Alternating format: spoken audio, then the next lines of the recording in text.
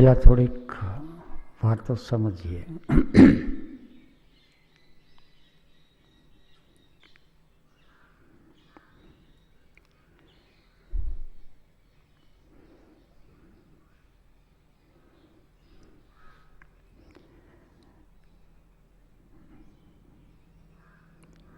જીવની ગતિ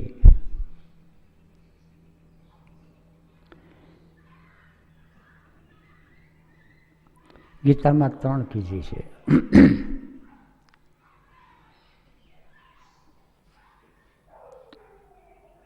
ઉર્ધ્વ ગતિ, મધ્ય ગતિ અને અધોગતિ. ઉપરની તરફ જાય એને ઉર્ધ્વ ગતિ, એવોલ્યુશન, એને સત્વ કીધું. ત્યાંને ત્યાં ચક્કર માર્યા કરે,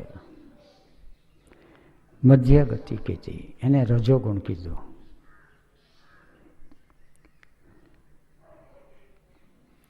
અને નીચે ઉતરે જીવ, એને અધોગતિ કીધું.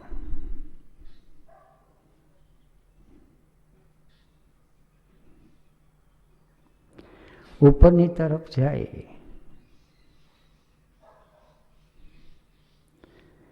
એને ઉપનિષદની અંદર શ્રેય માર્ગ કીધો. નીચેની તરફ જાય એને પ્રિય, ઇન્દ્રિયોને જે ગમે, મનને જે ગમે, અહંકારને જે ગમે એ તરફ જીવની ગતિ જાય.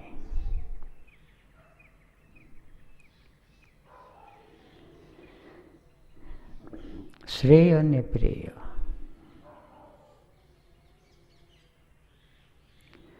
ગુરુજીએફ એને માટે શબ્દ વાપરે છે. શ્રેય એટલે કલ્યાણકારી, શિવત્વ તરફ લઈ જાય. પ્રેમ, ભક્તિ, આનંદ, અનુગ્રહ, સત્ય એ તરફ લઈ જાય. એને વર્કફોર્સ કહે, ગુરુજીએફની ભાષા. સાધના તરફની ગતિ. અને જે સંસાર તરફ ખેંચી જાય એને લાઈફ ફોર્સ કહે. લાઈફ ફોર્સ એટલે વ્યવહારિક.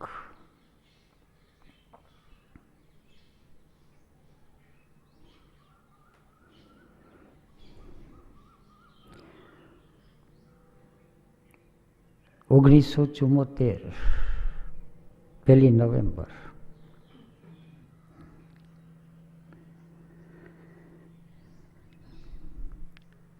અંદર એક શક્તિ જાગી. એ શક્તિનું નામ કદાચ કહીએ કે વિવેક.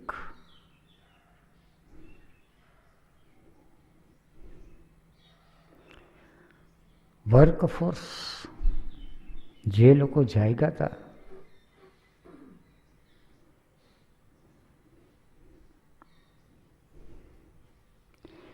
એ લોકોને આ અવસ્થાનો ખ્યાલ આવે. અને જે લોકો નહોતા જાગ્યા, જાગવાને રસ્તે હતા, શ્રેય અને પ્રેય એના કુંડાળામાં જ પડ્યા કરે. ક્યારેક શ્રેય તરફ જાય, ક્યારેક પ્રેય તરફ જાય.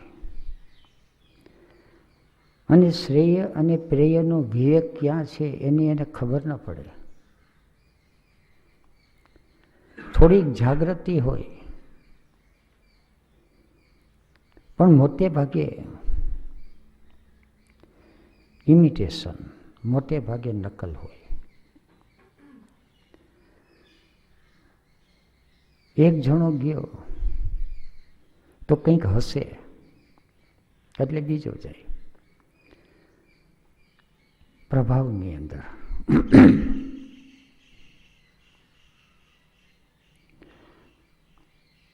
ઓશોનો સંન્યાસ લીધેલો,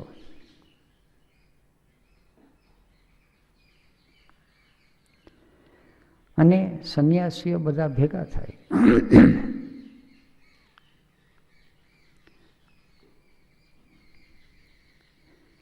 શહેર તરફ જવાની થોડીક તૈયારી હોય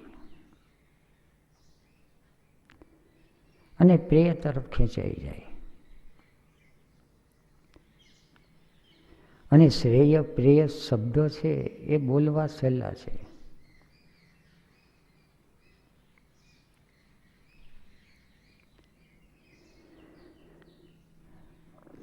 સહેલા એ માટે છે કે બધા સેન્ટરની અંદર શ્રેય અને પ્રેય છે. થિંકિંગ સેન્ટરમાં ઇમોશન, ઇન્સ્ટિંક્ટ, મૂવિંગ અને સેક્સ.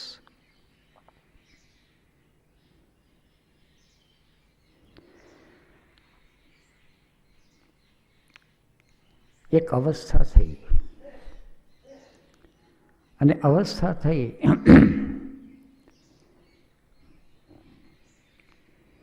એની સાથે બે ફોર્સ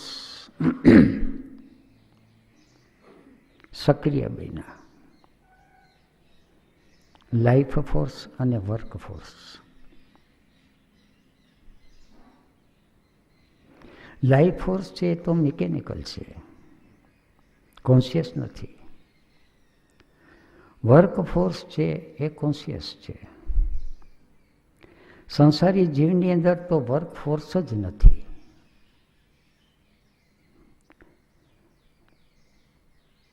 વર્ક ફોર્સના નામે લાઈફ ફોર્સ,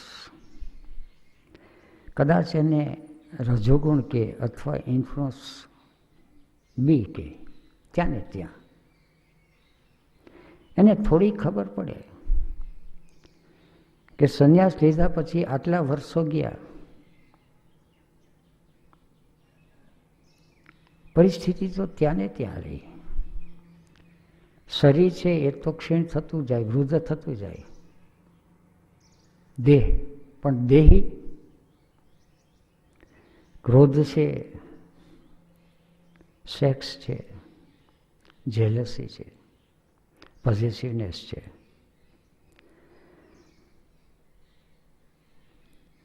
ક્યારેક લાગે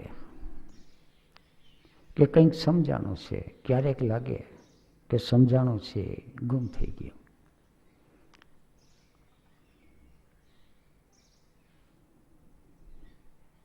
અને વિવેક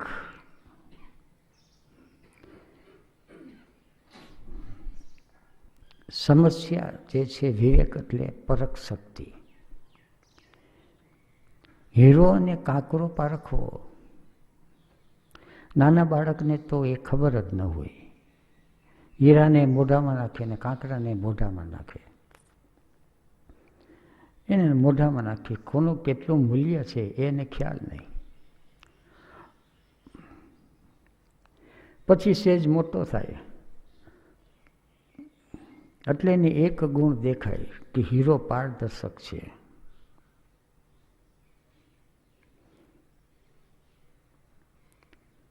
તો પારદર્શક હીરો પણ છે અને પારદર્શક કાચ પણ છે. પછી એને ખબર પડે કે પારદર્શક તો છે પણ કાચ છે એ હાથમાંથી પડી જાય છે, તૂટી જાય છે. અને હીરો છે એના ઉપર હથોડા મારે તો એ તૂટતો નથી.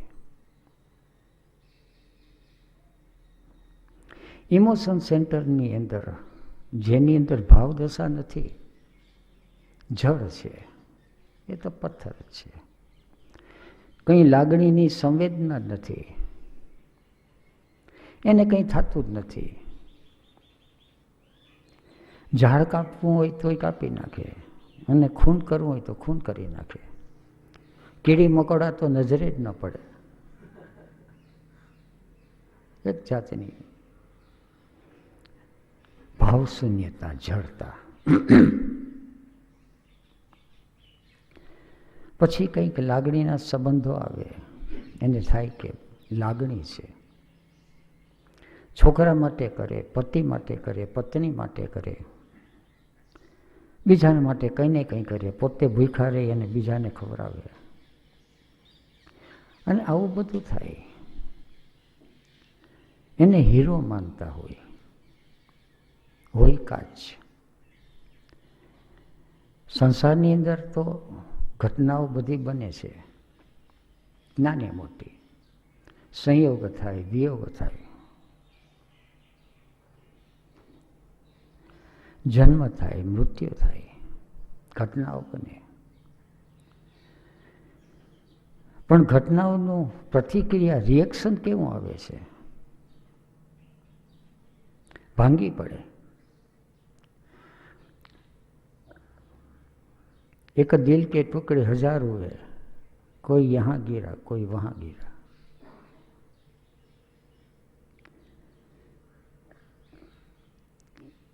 દિલ છે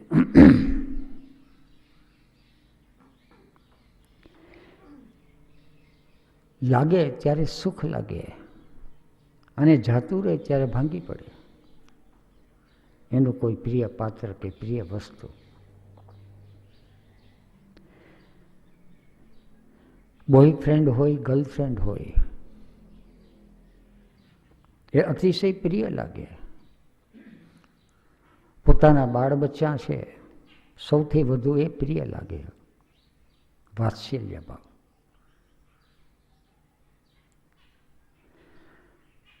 પણ જેટલું પ્રિય લાગે એને એ પ્રેમ કે હોય મોહ, આસક્તિ. કંઈક પણ થાય તો ભાંગી પડે.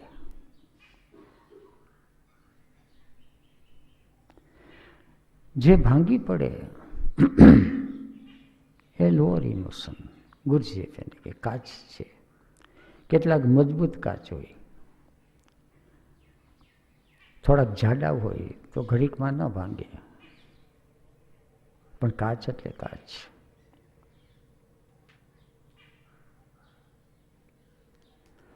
Life force.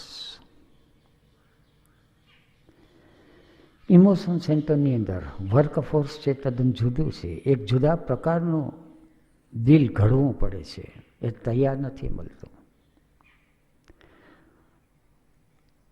અને એને જે ઘડવામાંથી, જે પ્રક્રિયામાંથી પસાર થાય છે, એ પ્રક્રિયા છે સફરિંગ છે. લોખંડ છે, બીડ છે અને પોલાદ છે.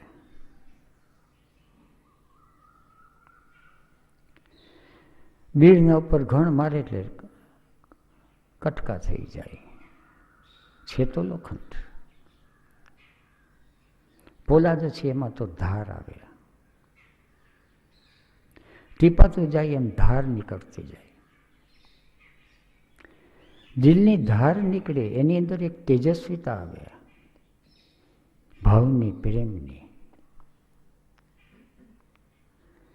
પણ એને તો ઘડવું પડે.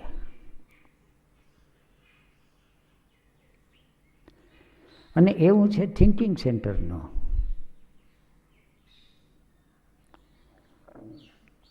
પોતાને જે સાચું લાગે એને વળગી રહી. એ સત્યની ખોજ નથી કરતો, પોતાની માન્યતા અને સિદ્ધાંતને વળગી રહે છે. પોતે જે માને છે એ જ સાચું, પોતે જે સમજે છે એ જ સાચું.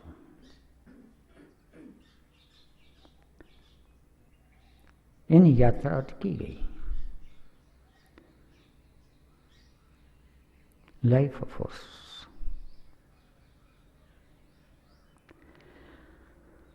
અને સાચું શું છે, સત્ય શું છે?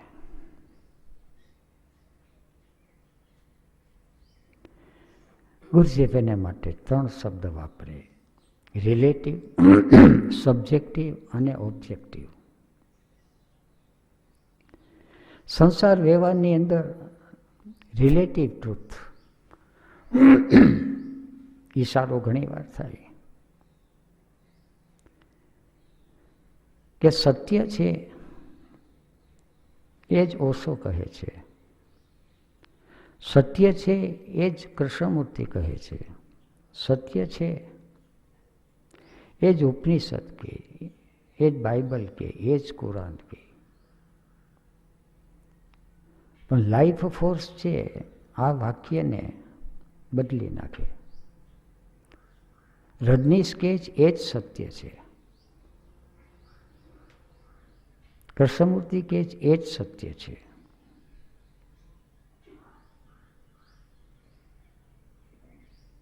અને એની પછવાડે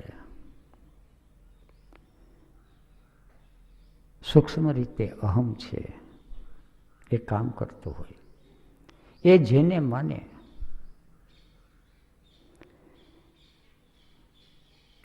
એ વલ્ભાચાર્યને માને, નાનકને માને, કબીરને માને, ઓશોને માને, તાવડિયાજીને માને.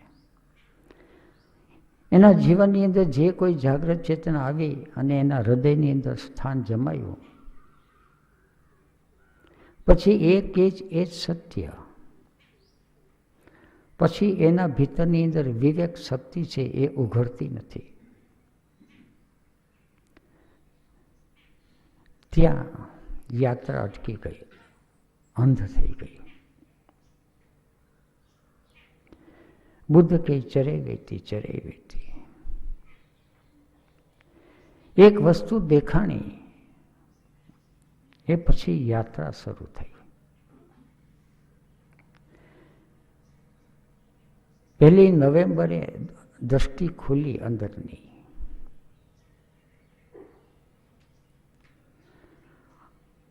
અને ધીરે ધીરે ધીરે ભેદ પરખાવા માંડ્યો.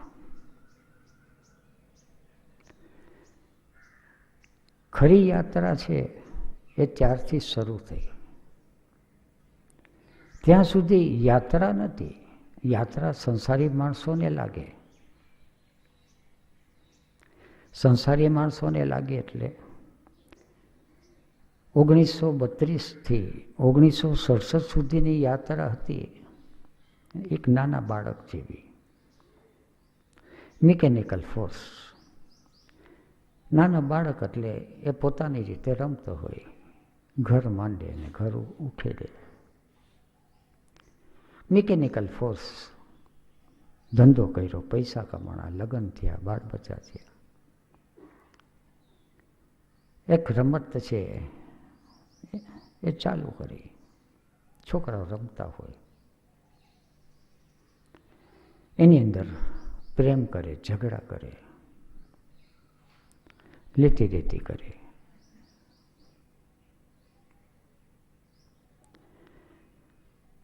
ગુરુનું સાનિધ્ય 1967 ઓશોની સાથે કોન્ટેક્ટ થયો, અથવા તો એને ખેંચ્યા, ઇન્ફ્લુઅન્સી.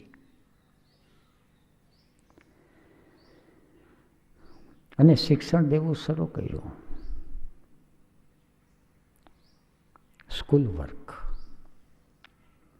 ગુરજેફ એને સ્કૂલ વર્ક કહે.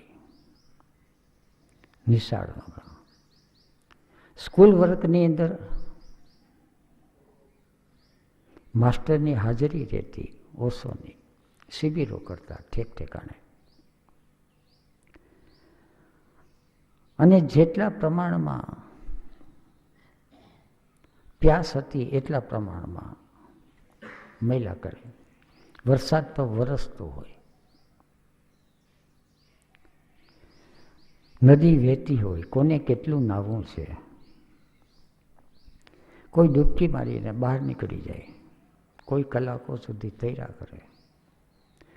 વરસાદનું પાણી પડ્યું હોય તો કોઈને પ્યાલો હોય તો પેટ ભરાઈ જાય, કોઈ સંગ્રહ કરે.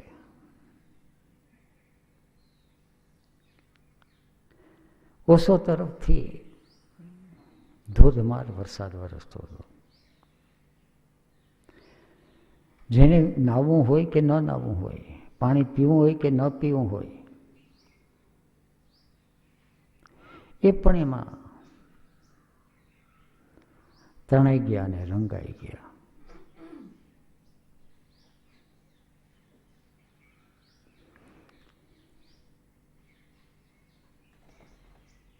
પહેલી નવેમ્બરે ઘટના બની ત્યારે લાઈફ ફોર્સ એટલે વ્યવહારના માણસો, વ્યવહાર એટલે મિકેનિકલ, જે જાયગા નહોતા, એ લોકોએ આ અવસ્થાને એક લેબલ આપી દીધું. એ વખતે એક લેબલ અપાતું, અને લેબલ અપાતું એને ભગવાન કહે. ઓશો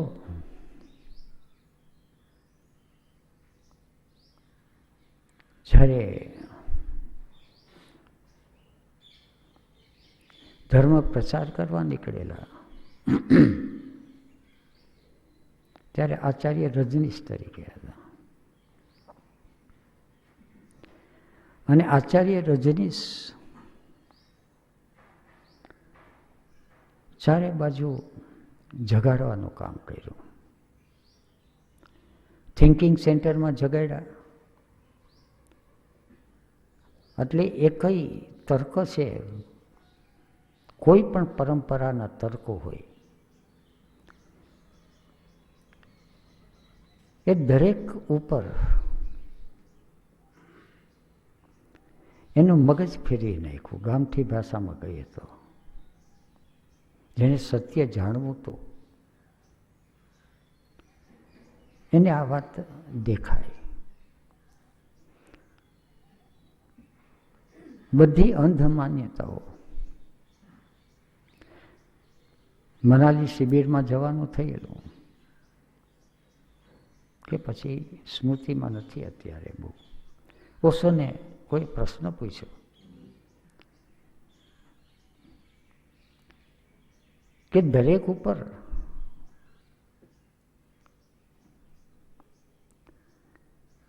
તમારું બુલડોઝર ફેરવી નાખો છો.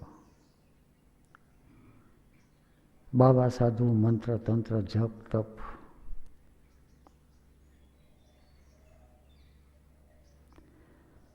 અને ઈરાદો શું છે?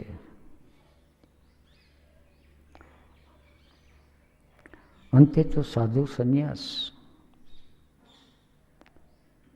એ તો માનવ જીવનનું ગૌરવ છે.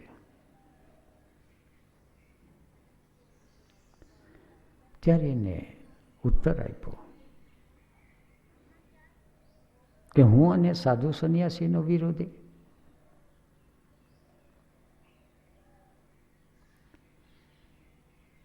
માનવ જાતનું કોઈ ફૂલ હોય, ગૌરવ હોય તો એ સંન્યાસ છે.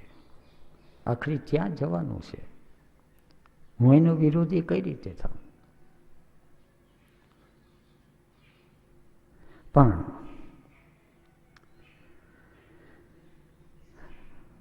જેવી રીતે વ્યવહારની અંદર કાંકરા છે અને સિક્કા છે. કાંકરા કાંકરા છે, સિક્કા સિક્કા છે.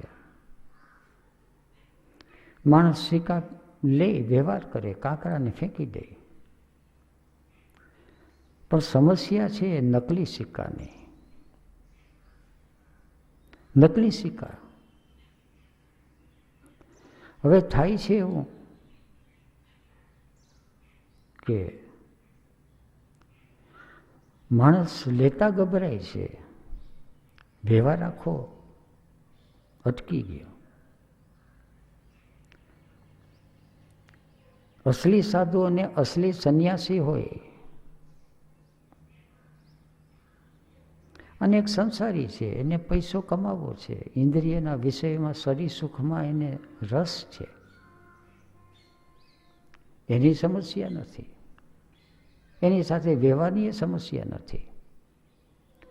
સમસ્યા છે નકલી સાધુ, નકલી સંન્યાસીની. ધ્યાનને નામે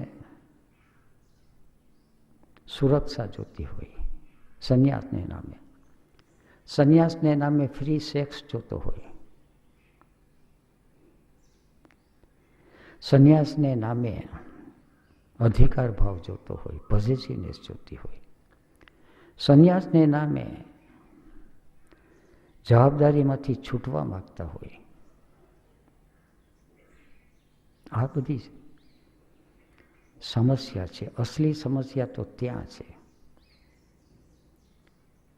તો મારું કાર્ય છે એક જ્યાં જ્યાં નકલી છે એક એકને વીણી વીણીને દૂર કરવાનું છે, કે જેથી કરીને અસલી સંન્યાસ છે એનું ફૂલ ખીલી શકે. અને એ પછી નિયો સંન્યાસ નામ આપ્યું, સંન્યાસ દીક્ષાનો આરંભ કર્યો. પણ પ્રકૃતિનો માયાનો ખેલ છે એ તો દરેક ઠેકાણે છે. 3 પ્રકારના સફરિંગની વાત કરી. એક સફરિંગ હતું સંસાર વ્યવહારનું મિકેનિકલ સફરિંગ, માત્ર સફરિંગ હોય, એમાં સુખ દુઃખ મહિલા કરે. નાનું છોકરું છે, 2 પૈસા મળે તો મોજમાં આવી જાય, જાતું રહે તો રડી લે. સગાવાલા મળે, થોડા ગીતો ગાઈએ, જાતા રહે એટલે થોડા વિરહના ગીતો ગાઈએ. પછી લાઈફ ફોર્સ ઉપર વર્ક ફોર્સ, પ્રિય જે વસ્તુ હતી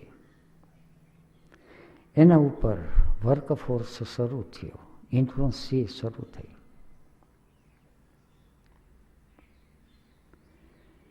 પહેલાં જે મિત્ર મંડળ હતું, સંસારનું મિત્ર મંડળ, વેપારી હતું, સાથે હરતા ફરતા હોય એ બધાનું મિત્ર મંડળ, એ બધાને પ્રિય હતો, એને રસ હતો. સાથે બેસીને સંગીતો જમાવતા, રાતોના રાતો સાથે બેસીને ગપાટા મારતા કલાકો સુધી. અને એક સૌનો પોતપોતાનો ઘેરો, વર્ક ફોર્સની શરૂઆત થઈ. એ બધાનો સંબંધ છૂટવા માંડ્યો. પીડા પણ થાય. એક બાજુ જ્યાં સુરક્ષા હતી, કહેવાતી શાંતિ હતી, કહેવાતું સુખ હતું, અને સાવ અજ્ઞાત પ્રદેશની અંદર યાત્રા શરૂ થઈ.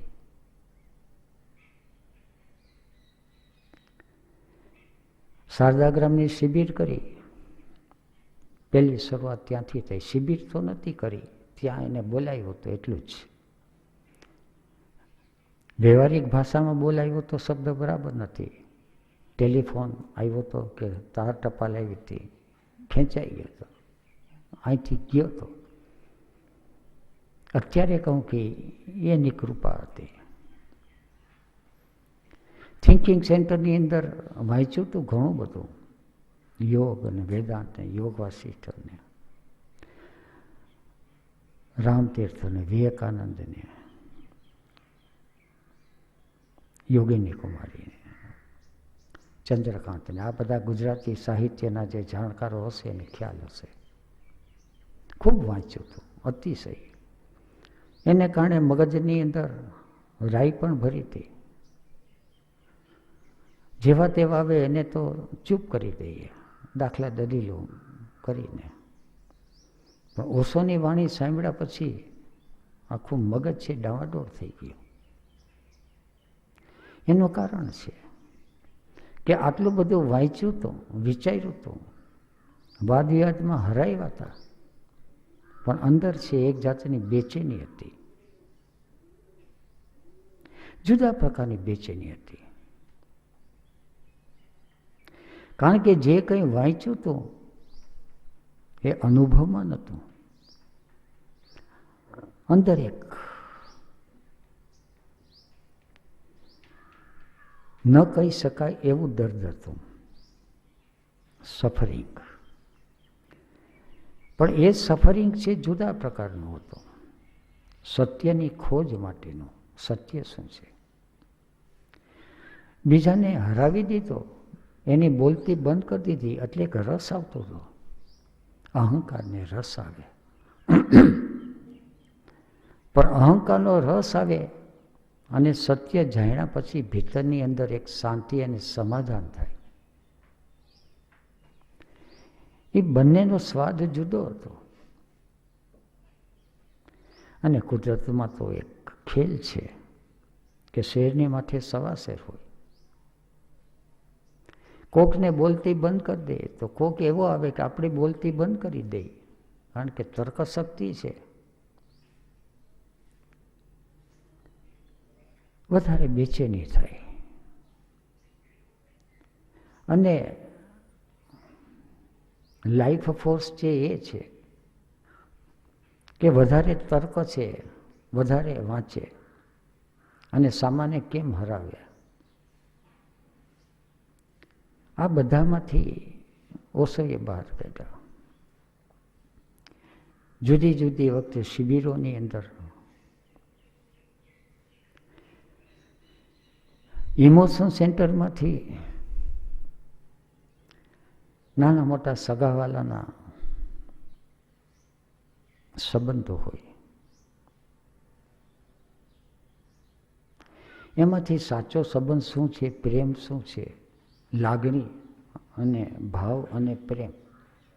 લાગણી છે એ તો ઉછાળા મારે, સ્નેહ છે એની અંદર કંઈક છે ઇન્ફ્લુઅન્સ બી, પ્રેમ છે વસ્તુ જુદી છે.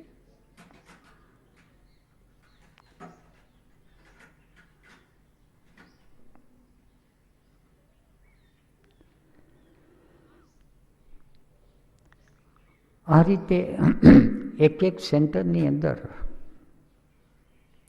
વિવેક શક્તિ ઉઘડવા માંડી. ઇન્સ્ટિંક્ટની સેન્ટર એટલે સેન્સીસ, સેન્સિયાલિટી કેને કહેવાય અને સેન્સિટિવિટી કેને કહેવાય. જાતા મુંબઈ જવાનું થાય,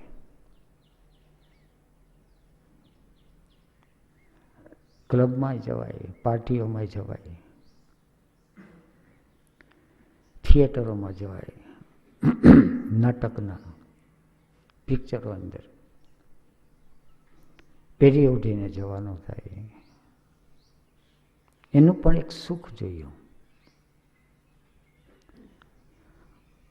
અને સમુદ્ર કિનારે બેસી અને સમુદ્રના મોજા,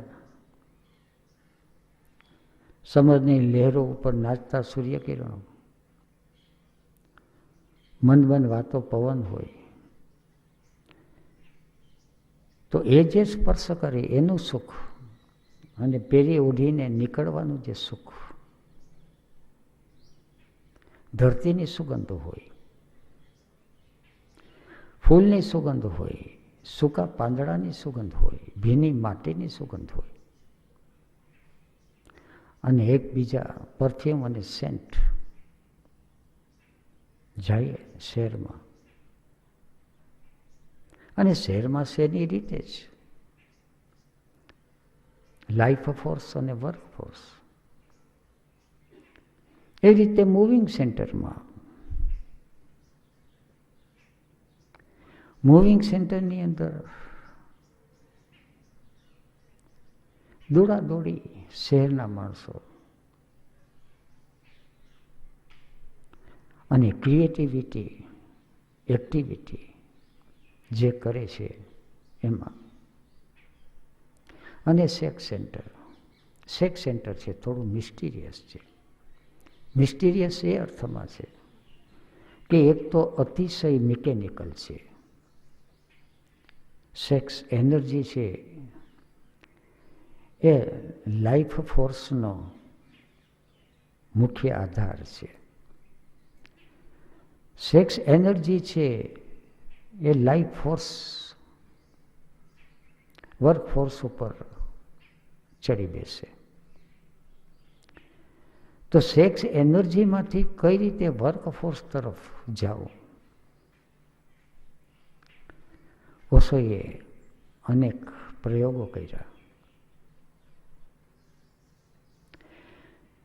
જેની અંદર સેક્સની વિકૃતિ હતી, વિકૃતિમાંથી પ્રકૃતિ તરફ લાવ્યો. જેની અંદર સેક્સ્યુઆલિટી હતી, એમાંથી નેચરલ સેક્સ તરફ, અને જ્યાં નેચરલ સેક્સ હતો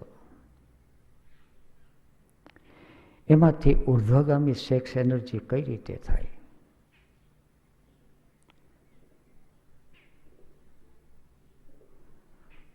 આપણે ત્યાં એને માટે 3 શબ્દ છે. સેક્સ્યુઆલિટી છે એ છે કામ વિકાર, સંસારી જીવ છે એમાં ફસાયેલો છે. નેચરલ છે એ છે કામ શક્તિ, એનર્જી, સેક્સ એનર્જી. જીવજંતુ, પશુ પંખી બધા છે. આ એક પ્રકૃતિનો ફોર્સ છે, લાઈફ ફોર્સ, કે એનાથી જીવનમાં રસ આવે છે અને જીવનમાં સર્જન કાર્ય ચાલે છે. Sex energy. પણ એનું ટ્રાન્સફોર્મેશન જે થાય એ છે વર્ક ફોર્સ. 1974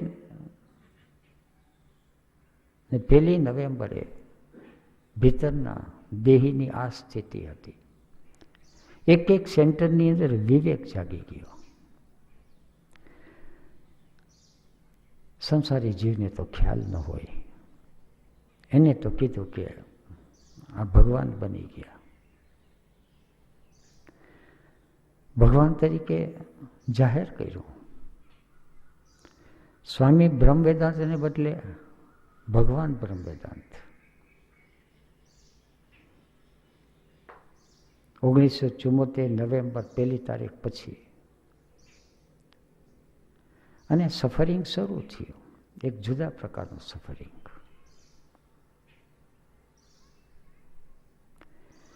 પહેલી તો શરૂઆત થઈ. જે લોકો મોટે ભાગે ઓશો સંન્યાસી જ હતા.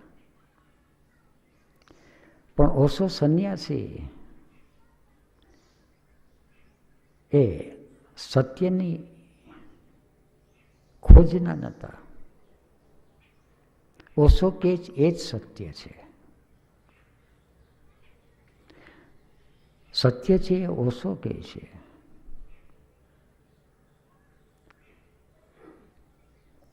હવે આ બાજુ 2 ફોર્સ પ્રકૃતિ કઈ રીતે ઘડે છે કે લાઈફ ફોર્સ માં બધું હતું. ઓશો સંન્યાસીઓ હતા. મારો પોતાનો પર્સનલ સંસાર કહીએ, પત્ની, બાળકો, ખેતરવાડી બધું. અને એની સામે વર્કફોર્સ હતો. અને વર્કફોર્સની અંદર એક વ્યક્તિ જેને કહીએ નામ આપવું હોય તો શ્રી રામદુલારે બાપુ હતા દેહની અંદર. ને તો ઇન્ફ્લુઅન્સ છે એની રીતે કામ કરતી હતી.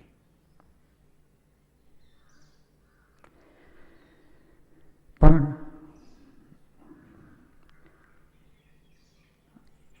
જીવને ઘડવો પડે છે, સફરિંગમાંથી પસાર થવું પડે છે. આ બાજુ જ્યારે ભગવાન તરીકે જાહેર થયા, એ બાજુ ભીતરનો અહમ છે એની અંદર એક ભય વ્યાપી ગયો. એક સત્ય એ હતું કે ભગવત્તા શું છે એની મને પણ પૂરી ખબર નથી. અને જે લોકો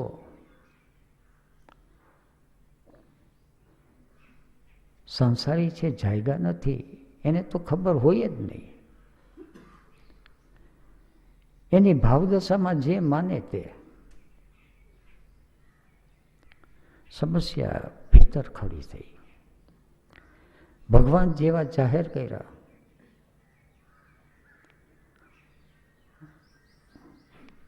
એટલે જે લોકો લાઈફ ફોર્સમાં હતા એની આશાઓ અને અપેક્ષાઓ ઘણી બધી વધી ગઈ. જુદા જુદા પ્રસંગો ક્યાંક ક્યાંક સ્મૃતિમાં આવે છે. એક પોલિટિશિયન આવ્યો, ચૂંટણીમાં ઊભો હતો, આવીને પગે લાગી ગયો અને કે આશીર્વાદ આપી દો, આમાં જીતી જાઉં.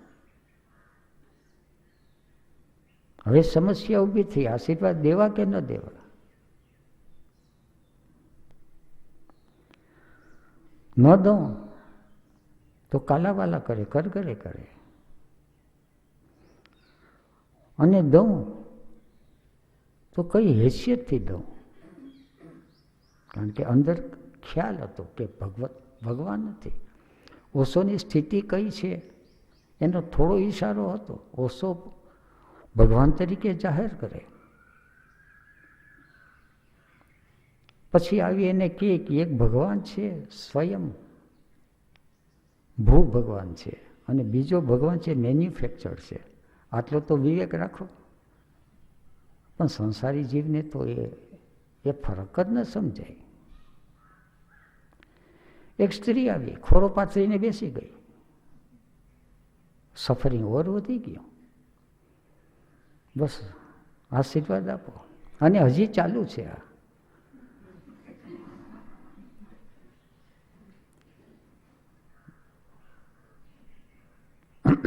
પણ એની નેક એક જુદા પ્રકારની બાપુએ શીખવી દીધી, રામરુજારે બાપુએ. સંસારી જીવ છે તો દુખિયા જ છે.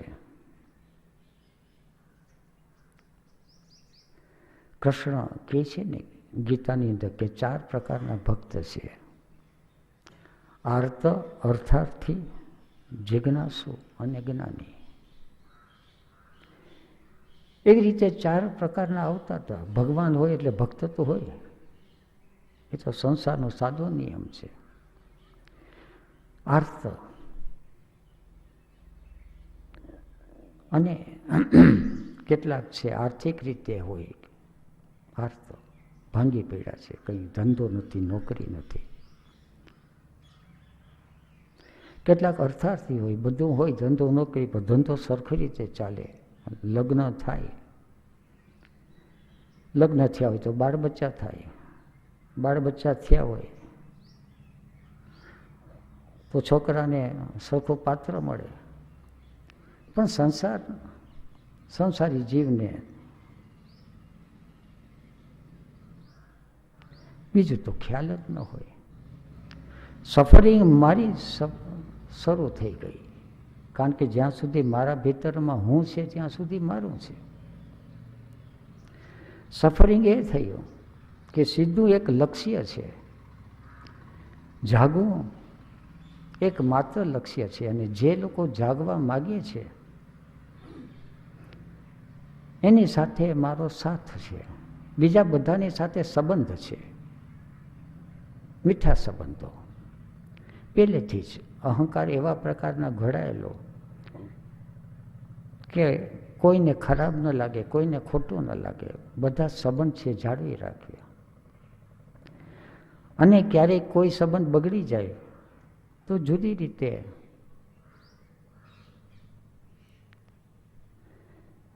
ગાંઠ ન પડે એની સાવધાની રાખો.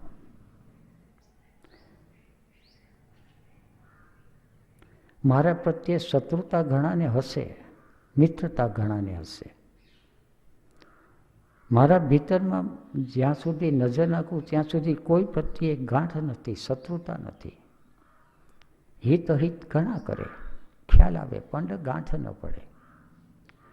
આ રીતે અહંકારને તૈયાર કરવામાં રામરુજારે બાપુનો અનહદ સાથ. Force, life force. Life force એટલે એક સ્થિતિ પ્રાપ્ત થઈ ગઈ પછી તો એક રીતે હું સ્વતંત્ર હતો સંસારી દ્રષ્ટિએ, પણ મારા ઉપર વડીલો પણ હતા જે લોકો દેહમાં હતા.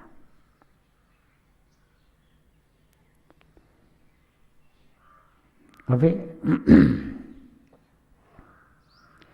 મને જે વાત સાચી લાગે એ રસ્તે હું જાઉં. વડીલોને એ વાત સાચી ન લાગે.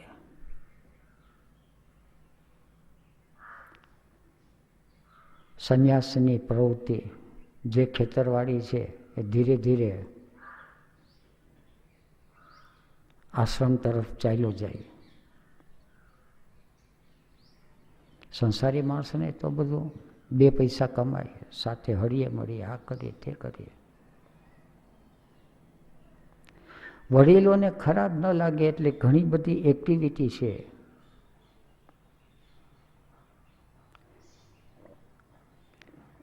એના ઉપર થોડો અવરોધ મૂકી દીધો, બ્રેક મારી દીધી. બાપુને ખ્યાલ આવ્યો, મને તમને ઠીક લાગે એમ શા માટે નથી કરતા? એની પછાડે શું છે? તમારી સરળતા છે, એ સરળતાની પછાડે ભય તો નથી ને? પહેલી વાર ખ્યાલ આવ્યો કે વડીલોને ખરાબ લાગશે, એનો ભય લાગે.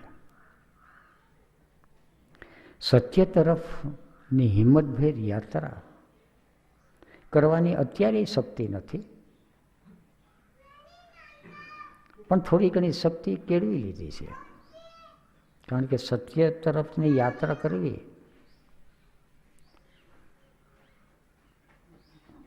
એ તો માથું ઉતારવા જેવું છે.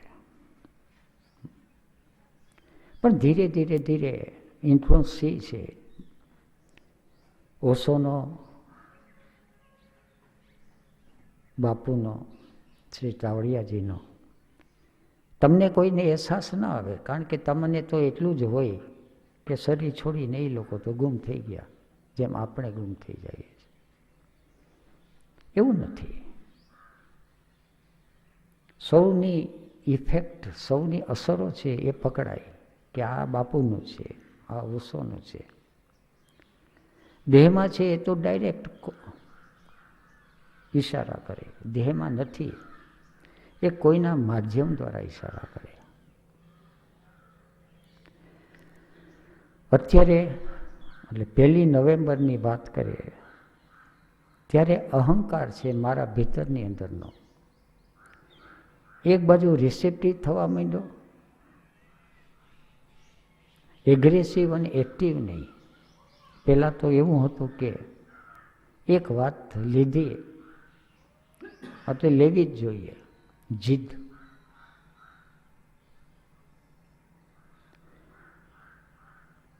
પછી જીદ અને સંકલ્પ વચ્ચેનો ભેદ છે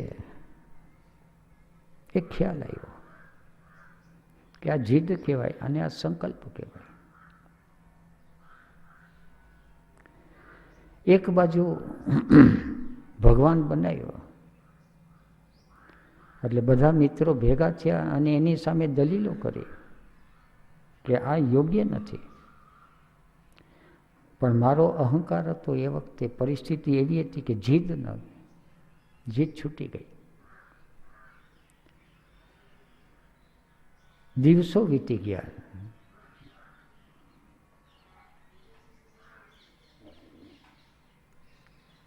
સંન્યાસી મિત્રો બધા ભેગા થયા, જુદા જુદા. એમાં એક સંન્યાસી મિત્ર હતા, જીદ વાળા હતા.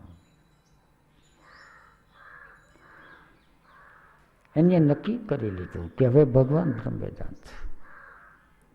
ઓશોએ જ્યારે શિબિર બંધ કરી એટલે માધવપુરની અંદર શિબિરો શરૂ થઈ. પૂનાની સાથે અને માધવપુર સાથે બહારનું છે. ઓશોની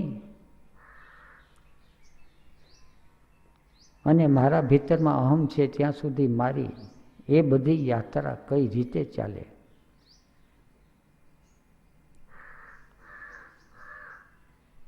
સફેરિંગની ત્યાંથી શરૂઆત થઈ. શિબિરમાં પત્રિકાઓ લખાતી હવે પત્રિકાઓની અંદર હેડિંગ આવ્યું કે ભગવાન બ્રહ્મ વેદાંતના સાનિધ્યમાં. સંસારી માણસોની તો આર્ત અને અર્થાર્થી એ તો સમજાય. કેટલાક છે જાત જાતના ભક્ત થયા, કેટલાકે ઘરમાં છબીઓ રાખી, કેટલાક પૂજા કરે, અને એને એની ભાવદશાથી એને કંઈ ને કંઈ થયા કરે. પછી સફરિંગ આવે જુદી રીતે.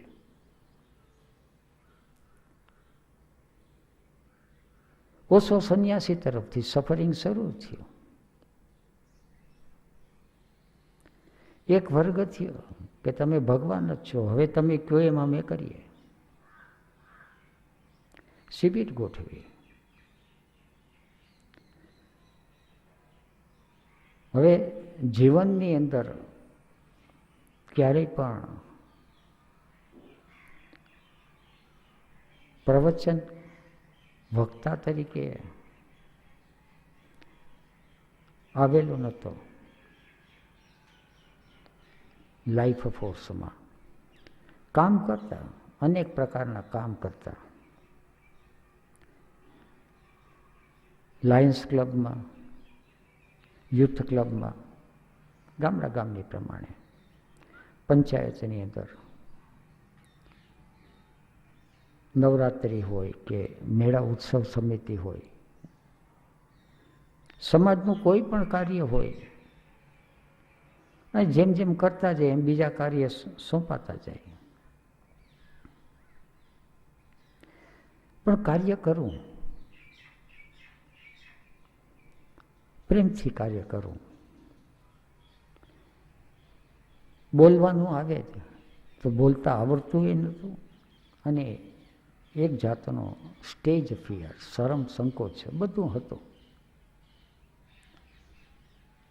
એકાંત પ્રિય મારું જીવન. હજી પણ એકાંત પ્રિય છે, પણ એ પ્રિય છે, શ્રેય ક્યાં છે? સમસ્યા આ ઠેકાણે ઊભી થઈ, સફરિંગ શરૂ થયો. શિબિરની અંદર નામ લખી દીધું, ભગવાન બ્રહ્મ વેદાંત સાનિધ્યમાં, અને છપાવી દીધું, ને પત્રિકાઓ થઈ, અને સંન્યાસીઓ આવવા માંડ્યા. અને સમસ્યા તો જે સફરિંગ તો ત્યારે થાય કે આ એકઈ વાત પૂછે નહીં, એમને જ જાણ પણ ન હોય. જાણ ત્યારે થાય કે ઘેરે મહેમાન આવી જાય ત્યારે, અને આવીને કે આટલું શિબિરો થઈ ગઈ છે, આટલા સંન્યાસી આવ્યા છે, તમારે બોલવાનું છે. હવે એ વખતે યોગસૂત્ર, પતંજલિ યોગસૂત્રનો બહુ પહેલેથી એના પ્રત્યે અભિરુચિ અને અભ્યાસ કરો. પણ કંઈ મેળે જ ન બેસે. પહેલું સૂત્ર તો સમજાઈ ગયું, અર્થ યોગાનું શાસન. પછી બીજું સૂત્ર, યોગ ચિત્તવૃત્તિ નિરોધ. અને ચિત્તવૃત્તિ નિરોધ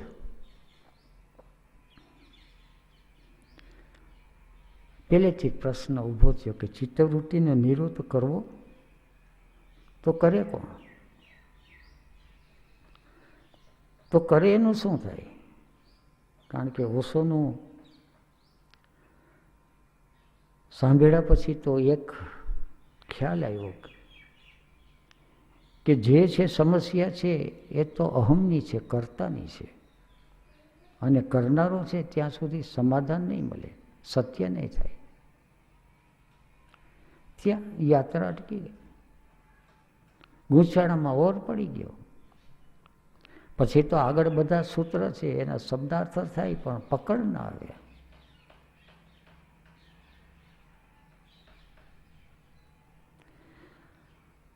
અને એ વખતે પુનઃ ગુરુના આશ્રમની અંદર આલ્ફા ટુ ઓમેગા શરૂ થયું, યોગ સૂત્ર ઉપર જ. એની કેસેટ સ્વામી આનંદ વિતરાગને મા આનંદ સ્વાતી છે કેસેટ લઈને આવ્યા. ઓશોનું તો પેલી કેસેટ સાંભળ્યાની સાથે તો આખો એક ઉઘાડ થઈ ગયો. એકવાર સા બેસી જાય પછી તો સહેલું હતું.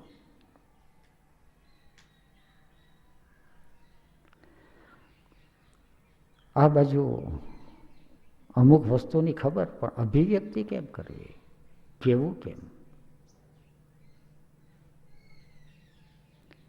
રામદુલારે બાપુ આવી ગયા. રામદુલારે બાપુએ જ્યારથી આ બાજુ મને ભગવાન જાહેર કર્યો, એ પછી જે વર્કફોર્સ છે એ ગમે ત્યાંથી એ પરિવ્રાજક હતા. પણ જેવી શિબિર શરૂ થાય માધવપુરની, એટલે આગલે દિવસે આવીને બેસી ગયા હોય. એને ક્યાંથી ખબર પડે કોણ પત્રિકાઓ મોકલાવે? પરિવ્રાજક હોય. હજી સુધી ખબર નથી, પણ એટલી ખબર છે કે શિબિર થાય એ પહેલાં એ આવી જતા. શિબિરની શરૂઆત થઈ, એની પાસે બેઠો રૂમ હતો નાનકડો, એ અંધારામાં બેસતા, અતિશય અંધારામાં.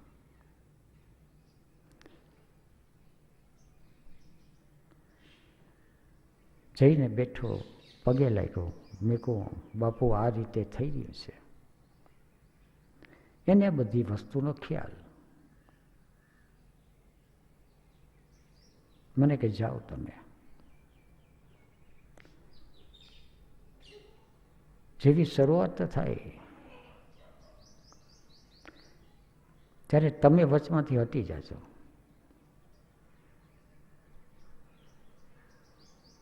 મગજની અંદર અમુક કોષ છે,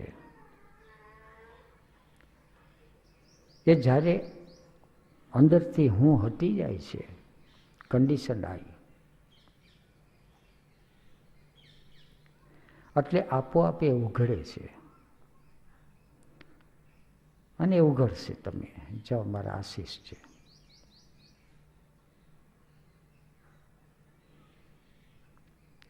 શિબિરની ઓશોની છબી રાખતો.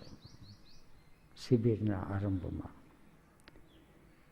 ધૂપ દીપ આરતી શિબિરના આરંભ ટાણે, અને પછી શરૂઆત થઈ. શરૂઆત થઈ એટલે sense of I, sense of me, એને મૂકીએ તો મૂકનારો હાજર થાય.